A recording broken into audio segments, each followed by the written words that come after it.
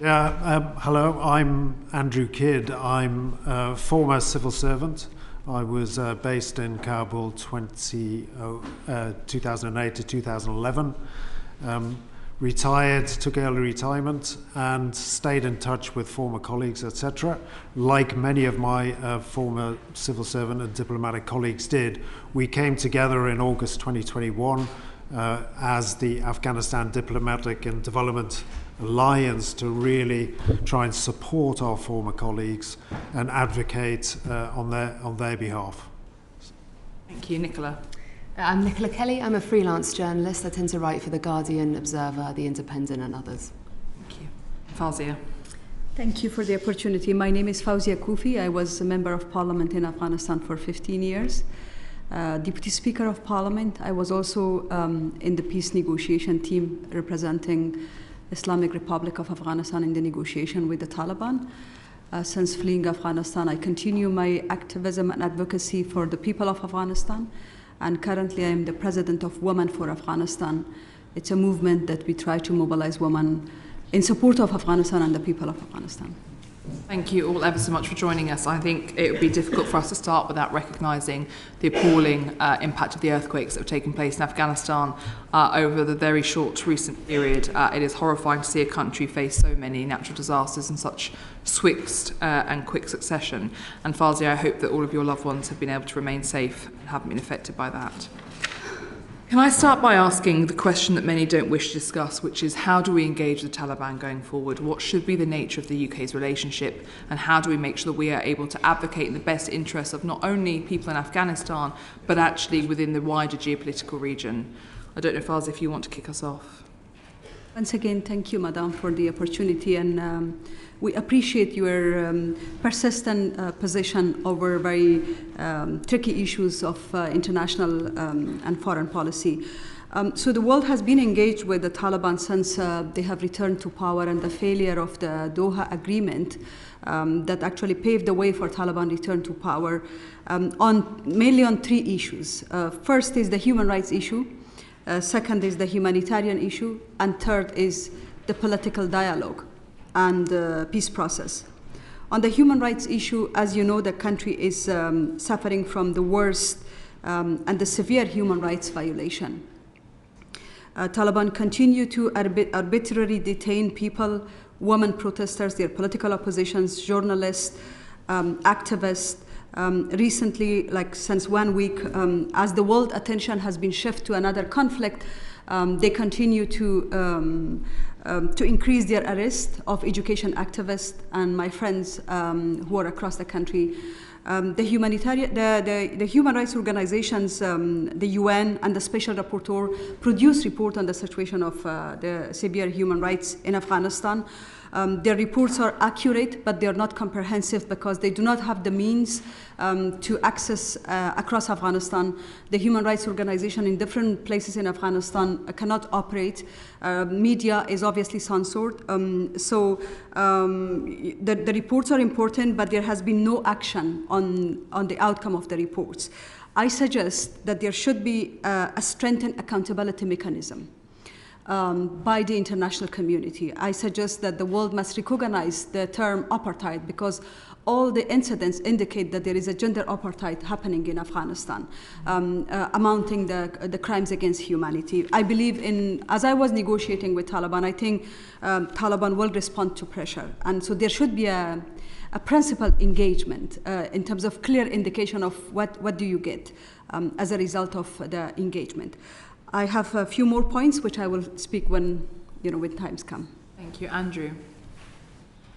It's a very difficult one, I think. I'm still in touch with former colleagues in Afghanistan who are still being hunted by the Taliban, former FCDO colleagues.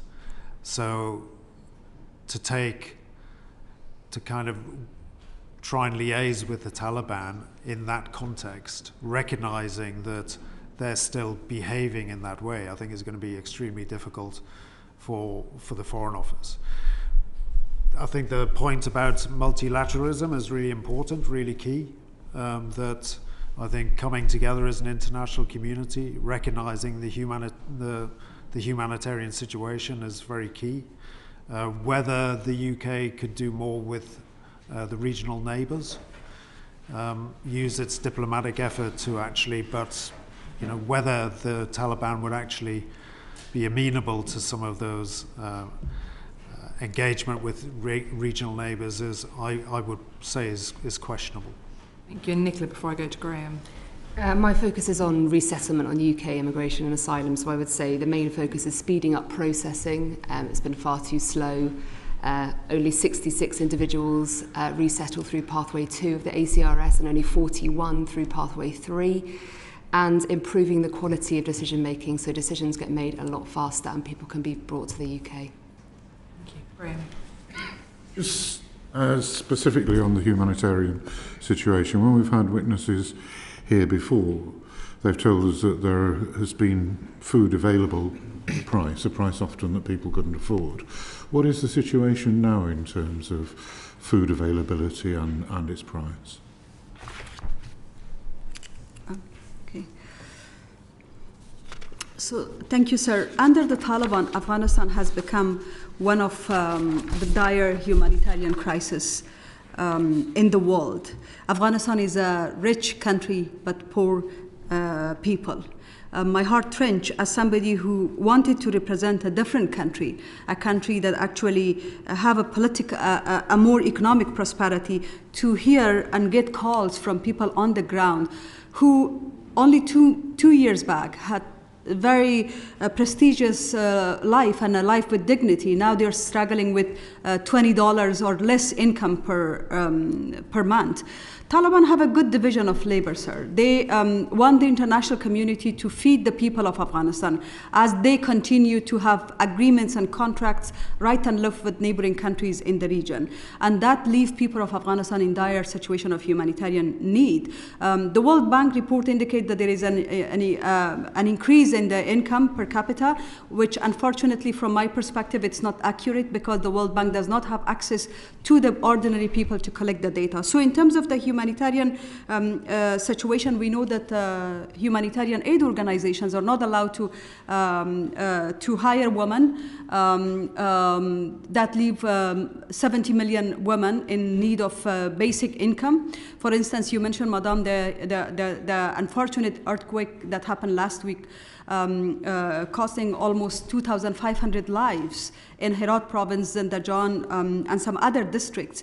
Women were not allowed, and women were basically the main victim because they were in the homes. They are not allowed to get out of their homes when the earthquake happened. So they lost their lives, the children lost their lives, and and they became the victim basically. Women who should be part of the humanitarian aid cannot access these families because they are not allowed to work. So as it is very difficult, I cannot lobby for a deduction of humanitarian aid because I think women-led organizations in Afghanistan who provide humanitarian aid are the only source of income at this stage for 17 million plus women in Afghanistan. So what I would like to suggest is definitely the humanitarian aid actually supported Taliban. It empowered them.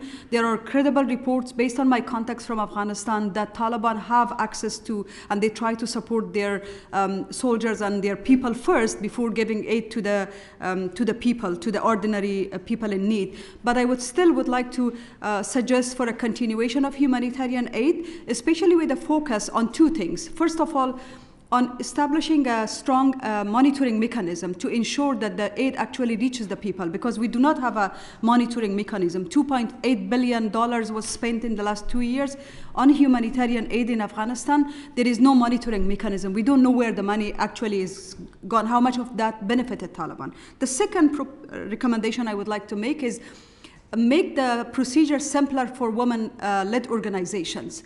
Those organizations who actually provide aid to the women involved in civic activism, we need to make the procedure easier for them so that they access aid, they access the money, because they find their way. As the space is limited for them, they find their way to operate in different parts of Afghanistan. So we need to make sure that international organizations like the UN or any other donor on the ground make it simpler for these organizations to access, because they are the only source of job for women. Andrew, Nicola, do you want to add anything to that? Yeah, my former colleagues who worked for the FCDO, who are still in Afghanistan, or those who work directly in association with the UK, are really struggling. That's you've got a broad-scale humanitarian issue, as Fawzia has mentioned, but they're still being hunted. They're in hiding. They're having to move from house to house. They're separating their families to manage the threat. They're unable to get jobs. They're having to sell all of their assets to survive. So, you know, the Foreign Office has abandoned its former employees and those that worked with who work directly with the UK. So that group is really suffering. And is there food available? But there is no money. So if people sell their assets, they can go and buy food? You can at a price, yeah. The price, yeah. Price is very high. Just a final question, because we're pressed for time. How stable is the regime in this situation?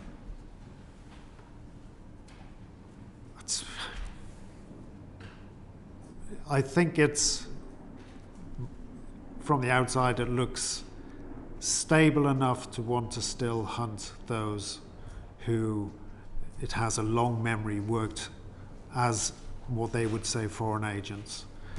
It's sufficiently stable to want to still hunt those individuals. However, sir, if I may, there is further division among Taliban that could be used as a lever. I believe, as a political theory as well, there is no government that could last very long on the basis of exclusion. What Taliban do is they do not only exclude the rest of community, women, but everybody from participating in the government. So basically it's a government of Taliban, for Taliban, by Taliban. No government will run on the basis of exclusion. And they claim that they have brought security to Afghanistan.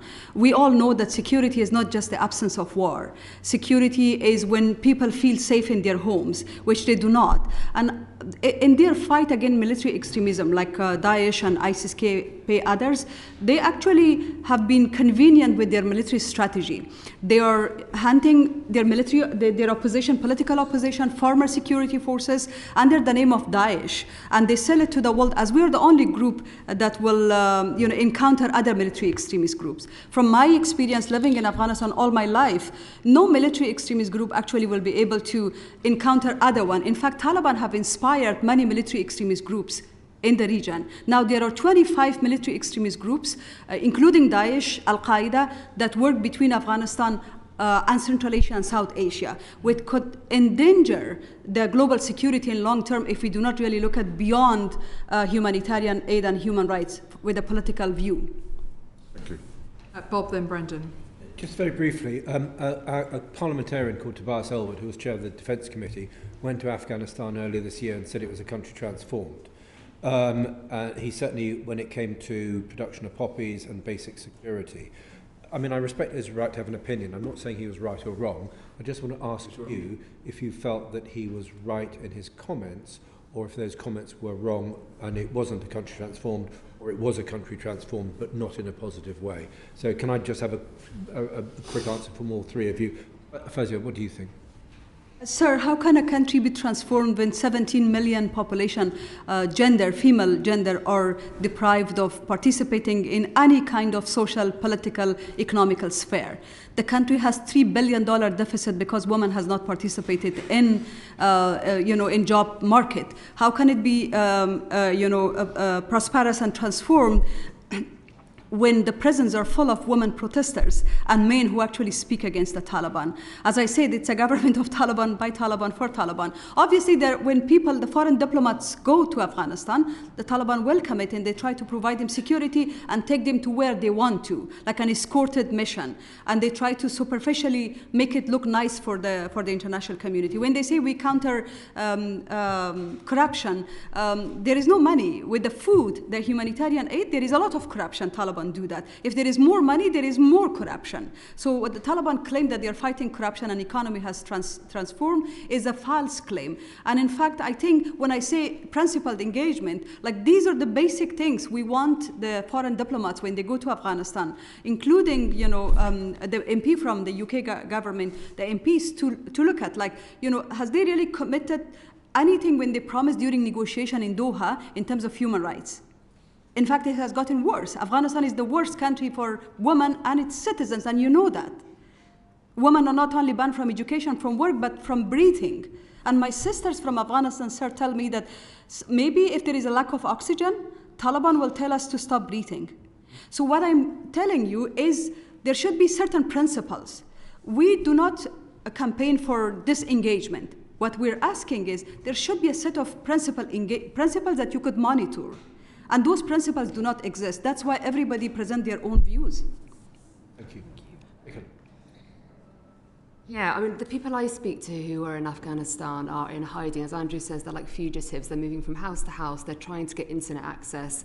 If we're talking about resettlement schemes, they try to get the forms, the websites crash, data gets leaked, forms get lost. Meanwhile, while they're waiting for a response from the British government to their applications, they're being kidnapped, tortured and killed. For some of my reporting, I spoke to a man called Bator, who worked for the British Council for many years. His daughter, who's 2 years old, was taken sick, Najwa. He had had death threats against him. He was unable to leave his house. When the situation deteriorated and her health got a lot worse, they then had to move to the hospital. By the time they arrived at the hospital, she had died of liver failure and cardiac arrest. Had she arrived at the hospital sooner, she might have lived, but probably even more likely, if she had been resettled in the UK, then they would all be alive. Andrew. So those who worked with the UK, it's been transformed into a hellhole for them. As we said, they're moving house to house. They're worried about their own lives. Yeah, but not just about the UK, because I know we're going to come to that again. To society overall, you don't think it's society transformed in a good way? Well, people feel at risk and vulnerable, so there are many different types of groups who feel at risk and vulnerable. And, I'm particularly concerned with those I used to work with and were employed by HMG. Thank you. Brendan. Thank you. It's kind of following on from what Bob said, and it's about the situation of women and girls in Afghanistan. A recent report from the International Bar Association Human Rights Institute talked about the normalisation of oppression and the erosion of women's human rights. Given that, and given what you said earlier,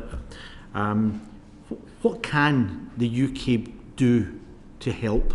What should it be doing that it's not doing to better support women and girls in Afghanistan? Thank you, sir. There are a few recommendations I would like to bring before the committee. First of all, as I said, the international community must continue to support women-led and women-led organizations that still operate in Afghanistan in urban and rural areas. This is the first thing. Second, yes, what is happening in Afghanistan by no norm is the normal. Unfortunately, I see that a lot of international commentators, and even in a meeting that was held during September at FCDU, there were some talks about, sending girls to madrasa and recognize madrasa as an alternative to official school system. We know that, first of all, madrasa only accept girls until age 13. Second, their curricula is radicalized curricula. Third, it is not inclusive to religious minorities. Fourth, it actually embraces military act including suicide bombing. And why do we think in 21st century it is okay, it's normal for women not to go to formal education system? Taliban know that an educated mother will never allow her son to pick up a gun and pursue his political career through violence. That's why they want to have a generation of Taliban in the future, and they have actually chosen their war against women very carefully. So I think what could you do is do not accept the exceptionally imposed restriction of Taliban. A political process is the response. So without changing the political ecosystem, trying to see how we can find our way within the current status quo is not going to be helpful. Pursuing a political process is something Taliban promised in the Doha negotiation. And this is one of the 4 elements of the Doha agreement. American troops withdrawal is the first. A political process is the second and the main element. Now, if that is a legal valid document, the signatories must hold Taliban accountable for a political process, which will result in an inclusive government. And we, the women in exile and in Afghanistan, have now initiated a women-centric civic and peace process. We hope your support and your government support to creating an alternative space to the current crisis in Afghanistan. And so widening that out to the other members of the panel, does the UK government have leverage that it could exercise to do this? I don't think if it has leverage, it's using it effectively. Is it using its diplomatic network in the region effectively? You know, I talk to my former colleagues in the FCDO, and it feels as if that kind of network of ambassadors, you know, being aligned to actually get behind a policy agenda and make change, because change is not only going to come from individual engagement, it's going to have to be a regional multilateral approach. That just feels like it's been eroded as a skill set. And so one final question about the needs of women in Afghanistan and the gender apartheid you talked about. Do they differ from the needs of Afghan women in the diaspora, those Afghan women who are no longer in Afghanistan? Are they being talked about enough? Are their needs being recognised, and what are those needs? Thank you, sir, for the very important question. We actually call ourselves Women in Exile because we hope that we will in the near future, all our struggles are to go back to our country and make our country look like the Great Britain.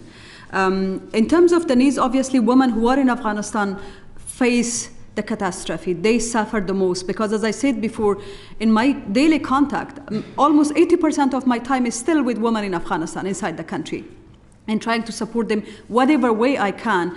As I said before, they're like, we start our day looking at the walls of our home and end it that way. Only those women who are there will understand what does that mean. And I would like to invite you to put your feet in the shoes of those people. If UK was to suppress the men in this country, not to go to work and education, how would that feel? If women of Afghanistan were not women, and if they belong to a religious group, how would the world react? We should not think that women of Afghanistan deserve that. Women who are in exile, they still continue to amplify the voices of women in Afghanistan. I think the UK government must adopt a provision to support them because they are talents of Afghanistan. They are brains of Afghanistan. As you mentioned, not only women, the men who are in your country, they have been part of the progress of their country only two years ago. They have been part of the change in their country. You have invested your blood and treasure to empower them.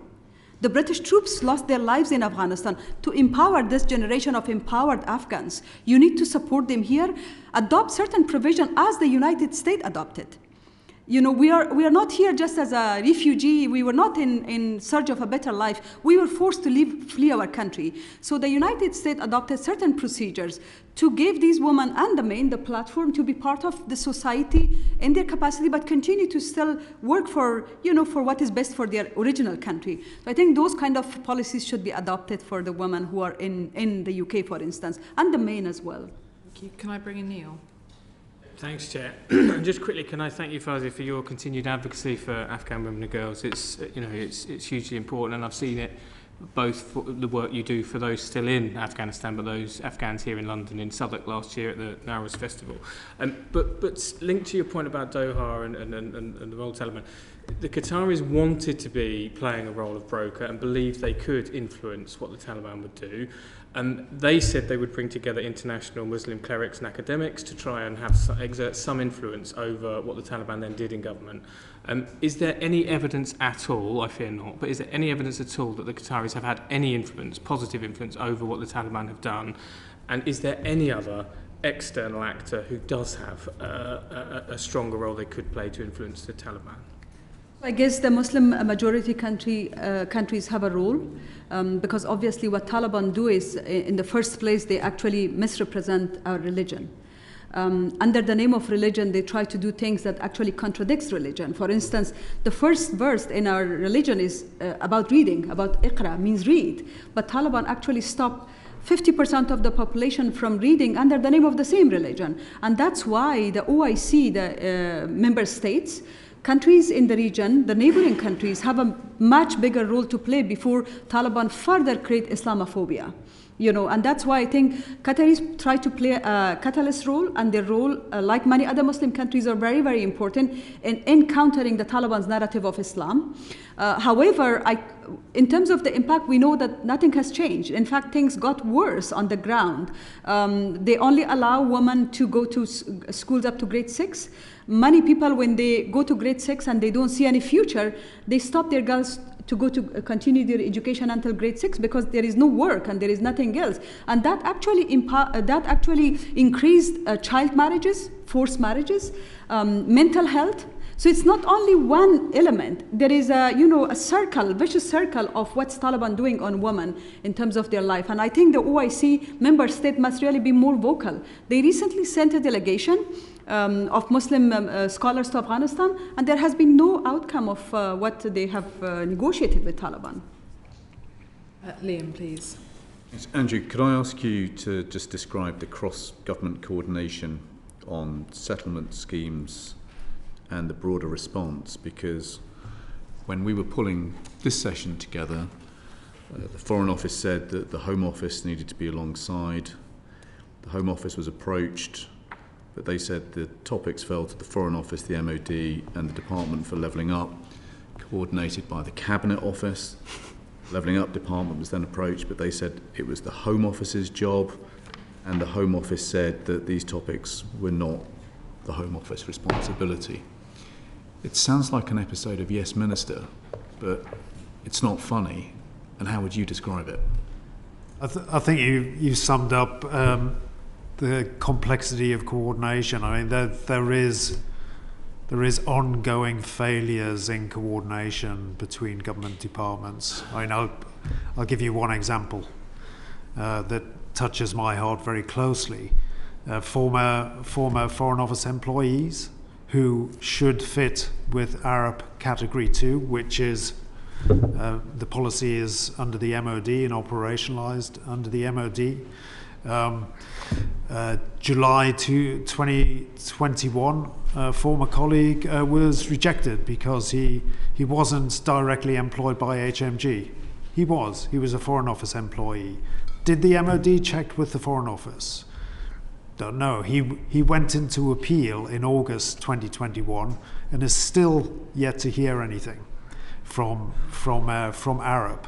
Now, there's another case just rejected, former DFID employee, program officer, publicly exposed role, meaningful and significant to the UK mission, rejected in August 2023, this last August.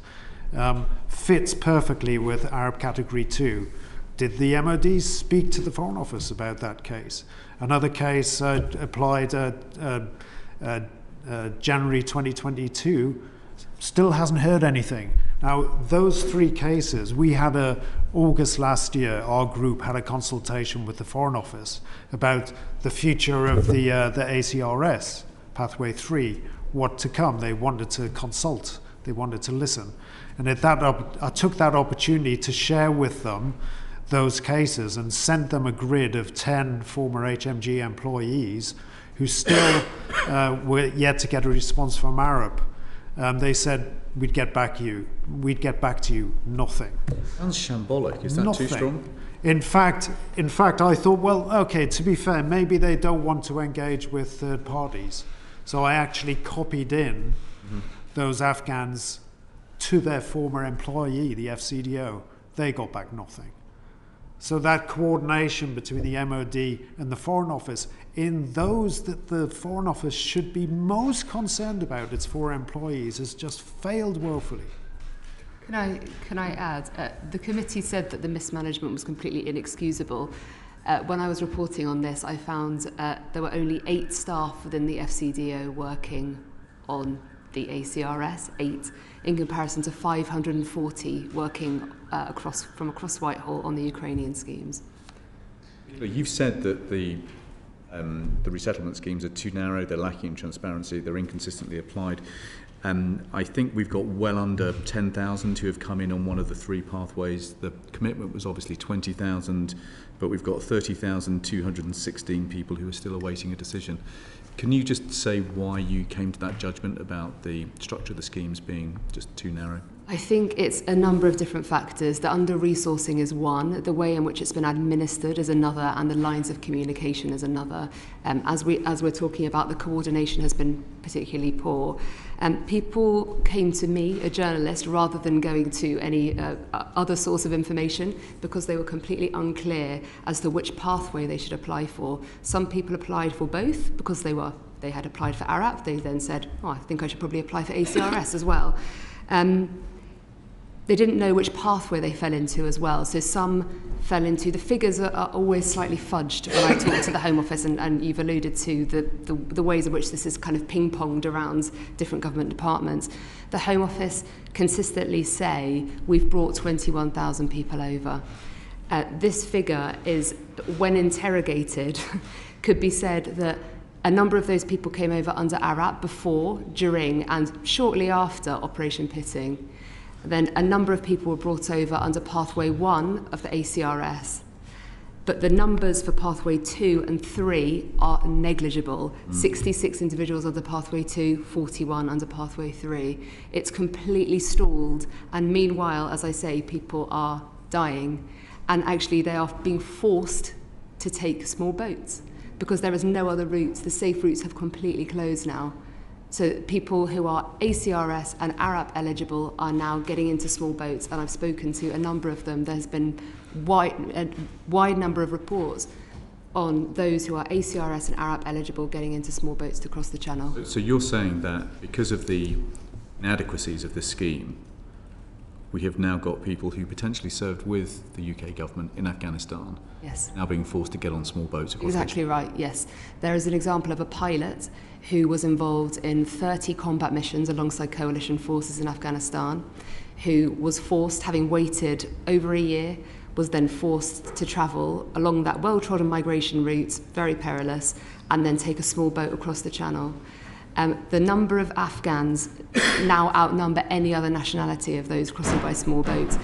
That, in turn, is leading to the number of deaths in the channel also being predominantly from Afghans. So, yes, there are a number of people who are ARAP, certainly ARAP, and ACRS eligible, who are crossing in small boats. Neil? So and I've had constituents say their family will join, or will enter the UK by boat because they cannot use the scheme that should be open to them, and they do qualify.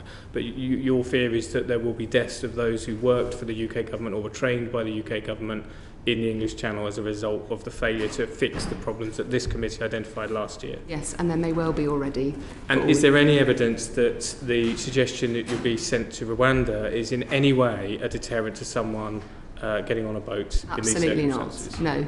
Every time I travel to northern France, go across the country speaking to people in asylum hotels and elsewhere, in fact, the morning after the Rwanda deal was announced, I was on the Kent coast, I went down to speak to people who had just arrived in small boats, and I said, have you heard of the Rwanda deal? They all said yes. They had all heard of it, they all follow the news reporting, and they had crossed anyway, so it's not a deterrent. Can I just one further quick question, Chair? Is the government, try to be devil's advocate, the government deserves credit for the Ukraine scheme, deserves credit for the Hong Kong British National Overseas scheme. What do Afghans and others ascribe the difference between those successful schemes and the complete failure with the Afghan scheme? What is seen to be the reason behind that? By those affected, your former colleagues and your friends, neighbours and... Just shake their head and just say, what's wrong with us Afghans? You know, we were loyal to the UK, we worked for the UK, you know, we potentially will now be put in harm's way because of our association with the UK. And if I may, it's not very easy to get passport in Afghanistan. Taliban only sell passport with $2,500 if you want to get it faster. So this is like their fight against corruption. Like 2 weeks ago, the passport office opened in Herat province, the same province affected by earthquake a week ago. There were like thousands of people, probably you have seen the photos, Nicola and Andrew, thousands of people queued, men and women, to get passports. 6 million Afghans left Afghanistan since the Taliban take over, taking enormously dangerous routes, waiting in Pakistan and Iran. And we know that the Pakistani and Iranian government announced that they will actually expel Afghans. Even with legal documents, they will send them back, they will deport them to Afghanistan. And these are Afghans who are like really at immediate risk. I know some of the women who are in Pakistan, for instance, they were like the head of departments of gender. They were judges, they were prosecutors, they were female police officers. They are at risk of being deported to Afghanistan. Forgive me, Fawzia, and that also includes those who are under the care of the British High Commission in Islamabad, whose visas have expired. You know, it touches the UK as well directly. Their Pakistani and Iranian, as you said, visa is expired. So they keep asking me this question, and I don't really know how to help them. This is like one of the guilt I suffer from, because I left Afghanistan. I wish I didn't leave Afghanistan. And now these people who have walked with me, walked with you through very bumpy roads the last 20 years, they are left there. It's the trauma that we're actually suffering every day. Can I thank you all ever so much for giving evidence today? I think there are serious concerns a year on from our report that our ability to have some kind of strategic commitment to our partners around the world continues to be undermined, and I question this how it impacts on our ability to partner around the world, to secure the buy-in and support of local communities when we go to countries, and the impact that also has on the safety of our brave men and women in our armed forces who go out there to work, as well as our Foreign Office staff. So can I thank you all for your continued advocacy for all those Afghans who work with the UK and beyond, and particularly Fawzia also for raising the femicide that's taking place in Afghanistan. Thank you all ever so much. Thank you.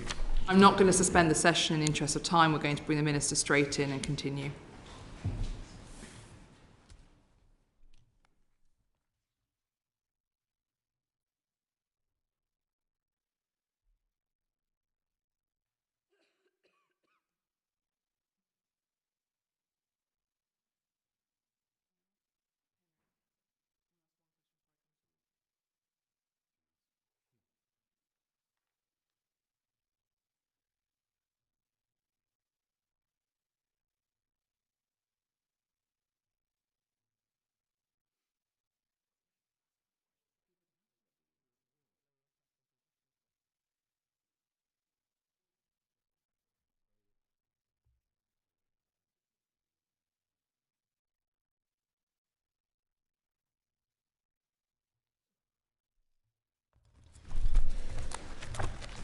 Minister, thank you ever so much for joining us today. I recognise it has been a particularly difficult 10 days for you, and I'm grateful where other ministers might have sought to shirk their responsibility to this committee, you have upheld your commitment, so I'm very grateful to you. As you know, today we are talking about where we are with Afghanistan a year on from the committee's report, which found there to be serious failings with the way in which the UK conducted the evacuation and the way in which we have upheld what should have been a commitment to those who had stood by us and helped us as we sought to secure better stability and security for all in Afghanistan. Can I start by asking what you see as the roadmap for the UK's future relationship with Afghanistan, and obviously specifically with the Taliban, and what are our objectives now within Afghanistan? Firstly, thank you, and I'm glad that the committee has called this particular session. I know there's been previous evidence given as well, but I think it's extremely important. I've been at the Foreign Office a while now, and one thing certainly is important, that we keep certain key issues on the front burner, and there will always be somewhere, tragically, a conflict, a crisis. So therefore I welcome the opportunity to review where we've got to. On the specifics of your question, we've been, since the takeover of the Taliban in August 2021, there's been several areas of our activity, and just very quickly to sort of summarize them. First and foremost, the key objective and the priority was on the humanitarian front. I'm proud to say that over the last sort of the first 18 months after the Taliban takeover, you used the word about staying with our responsibilities, irrespective of where you were on the decision of NATO to withdraw. The important thing was the maximum support that we could extend to the Afghan people who, through no fault of their own, have suddenly had to endure this governance of the Taliban. And on record, I've said it before to this committee and to others, I want to make it absolutely clear from the outset, the Taliban's philosophy is nothing to do with Islam. It's a draconian, subversive philosophy which is against different people, different communities, and as we know, against women and girls in terms of their empowerment. Again, I would add, this is totally against Islam. It's a faith I follow, have grown up with, and it's one that I've seen in my own experience of what it's done as a force for good, and that applies to all faiths and beliefs. So I think that I say right at the outset, because it was important to contextualize what the Taliban's perverse ideology is. And what we've seen since then is a quite draconian application of that philosophy, especially in the context of women and girls, which I'll come on to, I'm sure, in subsequent questions. But we've really stepped up our humanitarian efforts. We were over £500 million in that first 18 months. And the question was on how to ensure that support got through, as we've targeted to at least 50% to girls and women, which is a key objective, and rightly so, that we set at the FCDO. And that was done through working directly with a whole raft of NGOs on the ground, some international NGOs, as well as the UN framework as well. Was it easy? Not at all. I've refrained, and I will refrain again from naming specific organisations, more to protect them and at their request. But we have been working very closely with a number of agencies on that very point to ensure that we can deliver basic food aid. So at that time with the World Food Programme, immediately in the aftermath, we worked directly with the then head of the World Food Programme, David Beasley, to ensure that the requirements were met, as well as other UN agencies, as well as UNICEF. So that's the first element. The second element was about diplomacy and diplomatic engagement. As you know, we don't have a mission on the ground. Nevertheless, we set up a mission in Doha, which has been important. Do we have a relationship with the Taliban? We do at official levels. We've engaged at the senior most diplomatic level, and Andy's here with me as well, and he will speak to that. But through our heads of mission, that has been an important link, both in assessing the situation on the ground, but also when it comes to more sensitive situations. Some of you, I'm sure, have followed that there was a very delicate and long negotiation on certain detainees in Afghanistan. I myself was involved with that, and I pay tribute to our amazing teams, both here in London, but particularly in Doha, the diplomats who were engaging quite directly with the Taliban on this negotiation. And that could not have been achieved had that channel not been open. And the third element, just to also talk about, is, of course, those who were seeking to leave, eligible Afghans who were leaving Afghanistan.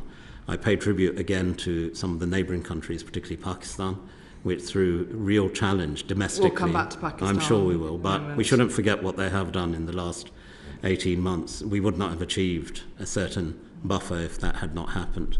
And we are engaging, continuing, despite the changes in Pakistan, but also Uzbekistan and Tajikistan.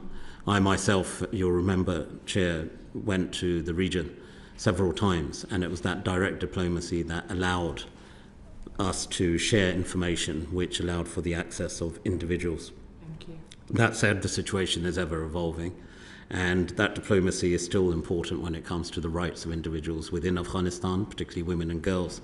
And in that respect, there has been an extensive amount of work done within their neighbours to Afghanistan, but also with the wider Islamic world. And I've also worked, as you will be aware, with the United Nations directly, and most namely the likes of Sima Dabous, the head of UN Women, and also under Secretary General, who's head of development, but has been led on this, Amina Mohammed, who themselves at my behest and advocacy actually also visited Afghanistan, and I hope there'll be an opportunity to discuss those points as well. But I hope that gives you a flavour of the different elements that we've been engaged with. Henry, before I turn to Henry, a quick question. You mentioned Qatar there. Can I just ask what our strategic objectives are when they come to Qatar? Because it has been home to both Hamas and the Taliban. How many more enemies does Qatar need to shore up before we start questioning what our strategic implications are and our priorities are with them? Well, I think with many countries around the world, there will be certain countries that have direct diplomatic engagements with both administrations that we don't share the same beliefs with. I mean, let's not also forget. Organisations, not I'll come on to that. administrations. But And in this particular case, the role of Qatar, both in the current crisis, which I know you requested a private briefing on as well as the role that they've played in terms of some of the key areas of our priorities, particularly when we were seeking to get eligible Afghans out of Afghanistan. Qatar actually played a very important role, as did the UAE. Now, in terms of our objectives, Qatar, of course, is a partner. There are many things that we disagree when it comes to these particular issues. However, they do play an important diplomatic role when it comes to engaging with those organisations where perhaps we will not have a direct link, including the two that you've mentioned. I'm sure we'll come back to it. Henry, please. Chair, thank you very much indeed. Minister, thank you for appearing before the Foreign Affairs Committee.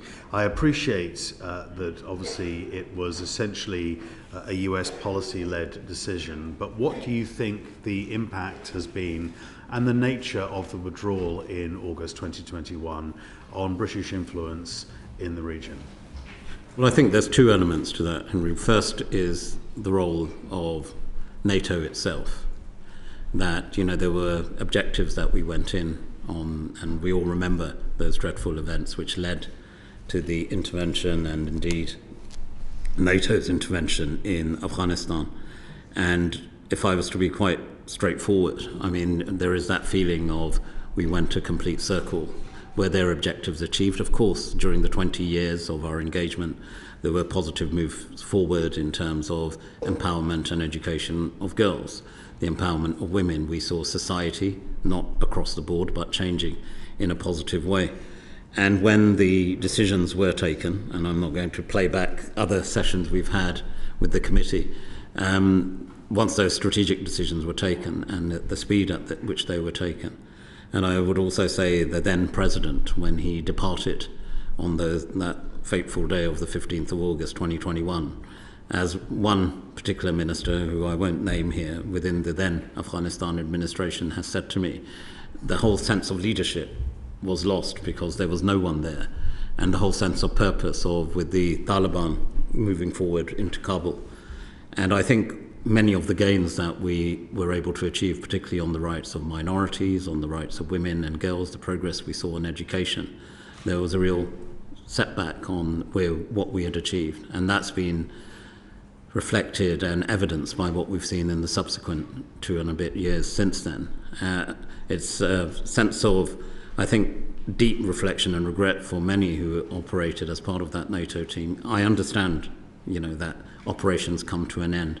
But I think the nature of a disengagement, the issue of instability within the region, and you use that important word, influence, I think that remains something that we need to work on. And I think on our equities that we have on the humanitarian side, our continued engagement on some of the diplomatic levers that we have has been important to reassert the fact that whilst NATO has departed, that the United Kingdom still regards Afghanistan as an important priority.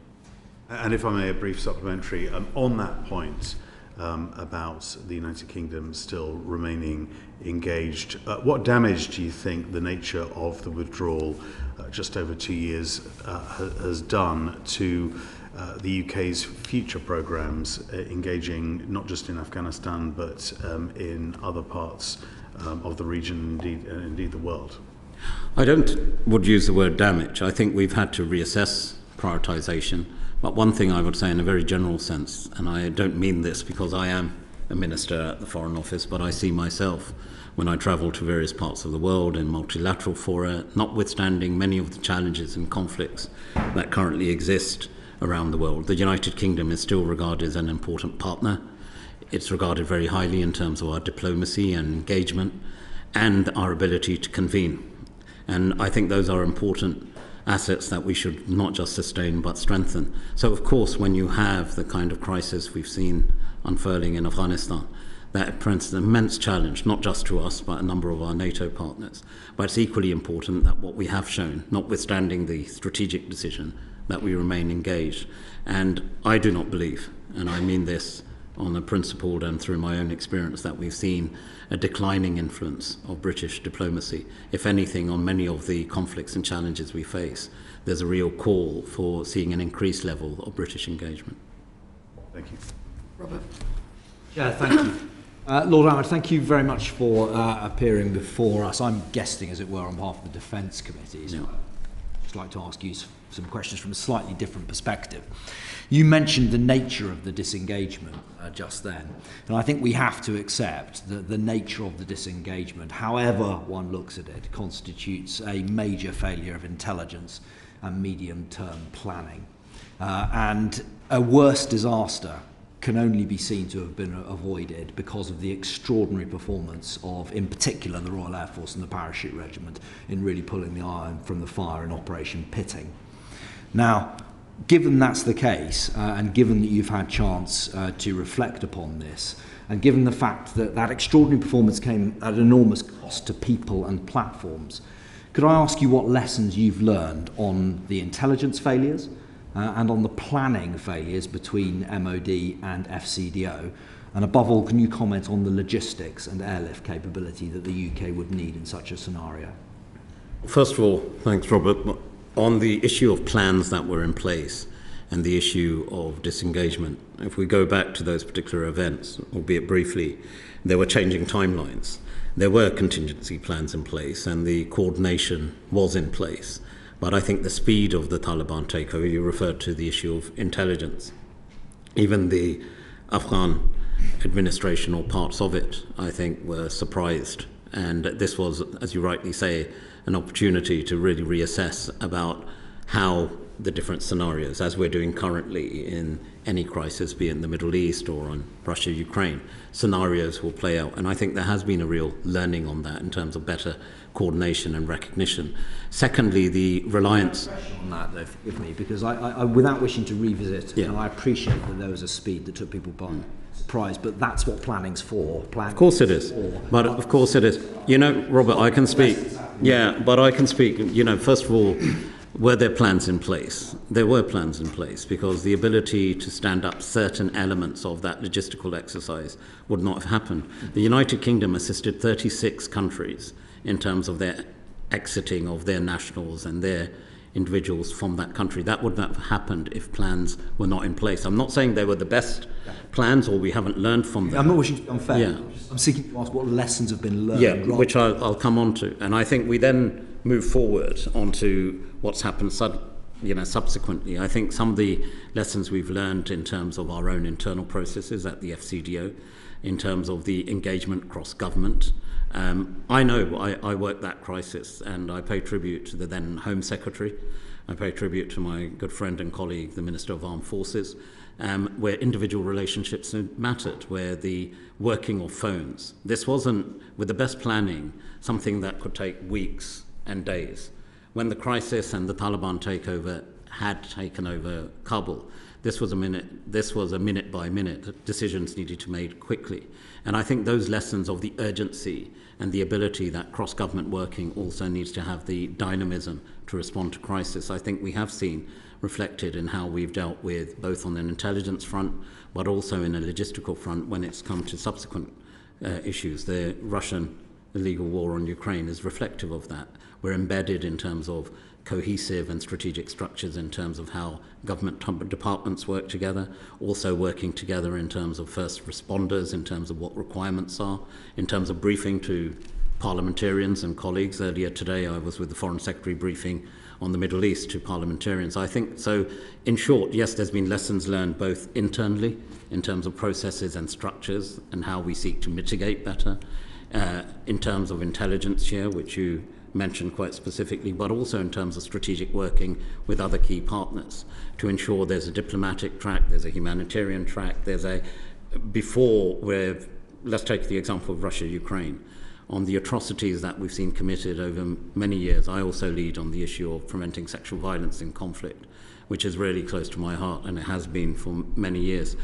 Our response as Ukraine has been really based on the experiences of conflicts past, that we're working now with the likes of the International Criminal Court, for example, on ensuring structures, processes, procedures are set up. The training is provided now in terms of internal mechanisms to Ukraine to ensure that when we hope this war ends at the earliest opportunity, the structures and the accountability mechanisms are also set up. So there is a great deal of learning which we've been able to apply to Ukraine, and also in the crisis in Sudan, understanding who has the best equities on the ground at a given time of crisis, who has which best resource on the ground, and to ensure that the government-to-government working with different partners is also in place, and that there are open channels of communication. And we were able to achieve that in terms of logistics. You, like myself, have been an aviation minister previously, and it's not just easy to go out and say we need a charter flight tomorrow. It doesn't work like that. You know, you need to plan ahead. So in the current crisis that we're going through, the crisis that we've had subsequently when we're seeking, when we were doing the COVID response, for example, as well, I think we learn from each crisis and how we then subsequently deal with issues. What specifically did you learn for Civ-Air and Greytail then, arising out of pitting that was then applied in Sudan and other crises? Well, I think the issue of coordination with partners is key in terms of our liaison we have, who has what equity in place, exactly where in terms of logistics, and also that events, that there have to be contingencies to the contingencies, if I could put that in that way, that a certain area, that the mechanics of government need to be dynamic to the response times, which can change quite quickly. And I think in operation prior to pitting, the plans that were in place, and the fact that pitting happened, the numbers of people we got out wasn't by accident, but there were lots of logistic issues on the ground there that we were dealing with, the closure of gates particularly, and then the intelligence that was coming through on different issues, including the attacks around the hotels at that time. I think all those add into that the sharing of information, sometimes it has to be done more discreetly, sometimes it has to be done at a very high level, that we have enhanced forms of communication. If there was one thing I think we need to, going back to that time, and this is my personal view, is ensuring that all strategic options are exhausted even before that key strategic decision is made. And whilst I may have been a particular voice in government, at times not a prevailing voice, I think it's important that we give due consideration to all the contingencies that we're planning for, and then effectively resourcing them appropriately as well. Do you have a view on that effective resource? I.e., do we have the capacity now that we had then? Was it adequate? Is it adequate? Well, I think every crisis brings different challenge. You will have the ability to have greater number of specialists, for example, on issues of atrocity prevention. How can you have better and more able coordinated action when it comes to humanitarian support? Every crisis can be different. But when it comes to war and conflict, of course, there's some immediate actions. And I do believe the resourcing is more effective. I do believe, notwithstanding some of the challenges which remain with the merger of any organisation, that having your development and diplomacy arms working very closely together is important, but also an enhanced level of coordination with our colleagues across the road at the Ministry of Defence.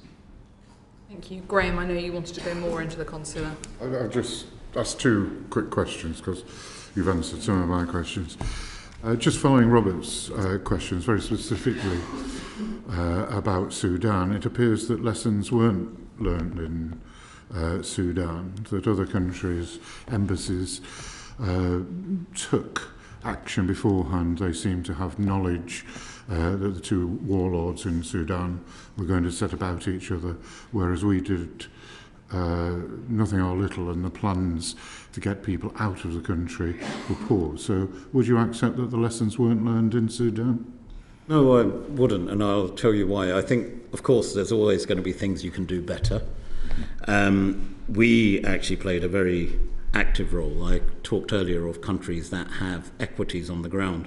So I know from my own experience, I work very closely with the Saudis in terms of ensuring our access. The contingency planning enabled the establishment very quickly of, not only was our crisis centre enabled, we were able to respond with a much larger pool of crisis-trained staff. There were new policies and programs we were able to put in place. And the other thing, as compared to other countries, we had a much more spread and a larger number of British nationals who were spread across the country rather than in a single space, as did several of our European partners, had less people, but they were in a more concentrated zone. So I think those added elements did provide for an added challenge. But we did, in terms of the sourcing I talked earlier of, the ability where we were getting people out from Port Sudan, were there flights and contingencies arranged, for example, in Cyprus. We had that set up to arrange for evacuees who were coming through.